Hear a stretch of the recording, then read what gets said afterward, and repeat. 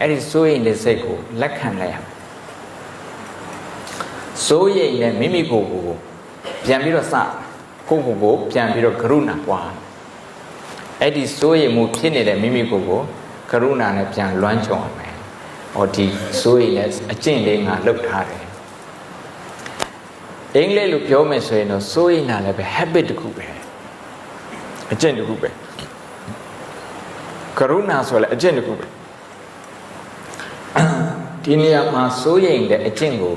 ကရုဏာကရှာဖွေထုတ်ပေးလိုက်တယ်တွေ့ရှိအောင်ရှာဖွေပေးတယ်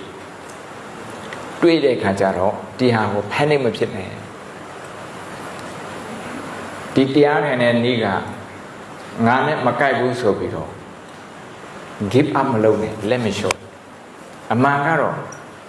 ဟိုလုပ်ကြည့်တဲ့အခါမှာပထမဆုံးတွေ့တဲ့ဒီတိုးတက်မှု progress ကဘာတော့ဆိုတော့ကရုဏာရဲ့အဟံတာတွေကိုသွားတွေ့တာဒီအဟံတာကိုကိုကမရှောင်ပဲနဲ့ဒီအဟံတာကိုလည်းပဲဒီကရုဏာနဲ့ပွေ့ဖိုက်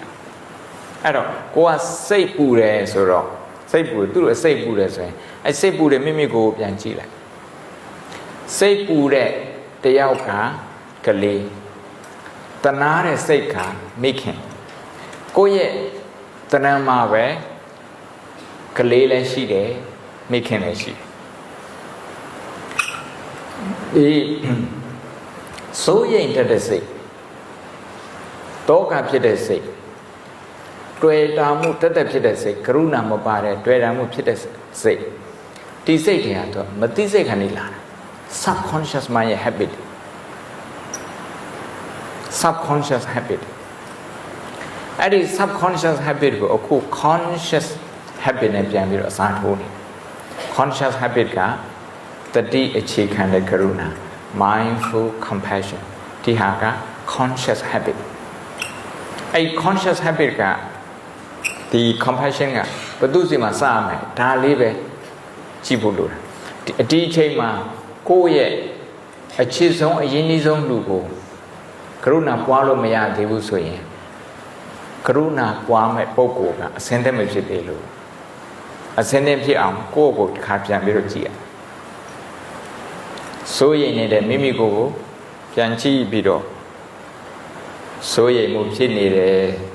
ဆိုပြီးတော့ကိုယ့်ကိုယ်ကိုကရုဏာပြန်ပွားပါပြန်ပြီးတော့တနာပါဒီစိုးရိမ်မှုကိုနေ့စဉ်တည်ဆောင်ထားရပါလားဒီစိုးရိမ်မှုမစိုးရိမ်ဘူးဆိုရင်တယောက်နဲ့တယောက်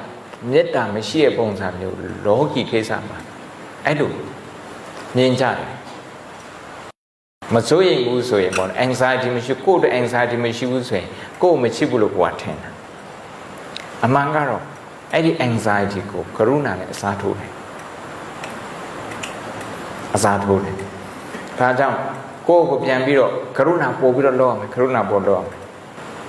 ချစ်တဲ့လူကအဲ့လိုပူလောင်နေသေးတယ်ဆိုရင်တော့နံပါတ်3ကိုကြော်လိုက်နံပါတ်3ခဏကြော်လိုက်1 round တော့အဲ့လိုစမ်းကြည့်လိုက်ပြီးရင် second round ကြတော့ချစ်တဲ့သူကိုလည်းပဲကရုဏာပွားပါအကြာကြီးတော့လစ်လျူရှုမထားနဲ့ချစ်တဲ့သူကိုအကြာကြီးလစ်လျူရှုမထားနဲ့အဲ့ဒီလိုတခါကြတော့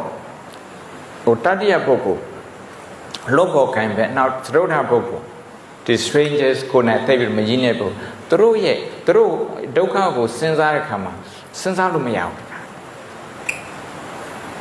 စဉ်းစားလို့မရအောင်ဆိုရင်ဘာလို့မှာတော့ကိုယ့်ကိုပြန်စားမယ်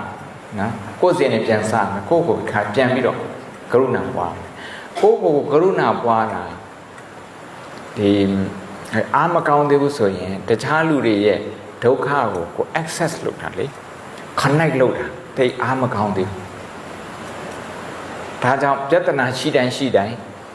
အိမ်ပြန်လာပါတဲ့ကိုကရုဏာပွားတာဒါကအိမ်တယ်လို့ခေါ်တယ်မဟုတ်ဘူးဆရာတော်ဘုရားဆိုရင်တော့အိမ်တယ်နဲ့ဧည့်တယ်အိမ်တယ်စိတ်နဲ့ဧည့်တယ်စိတ်အဲ့ဒီ concept ကို apply လုပ်မယ်ဆိုရင်မိမိကိုယ်ကိုကရုဏာပွားတာကဒါအိမ်တဲ့စိတ်တခြားလူတွေကို ကရုဏာပွားတာကဧည့်သည်စိတ်ကဲဒါလားဆိုရင်အဆင်ပြေပြီတင်တယ်နော်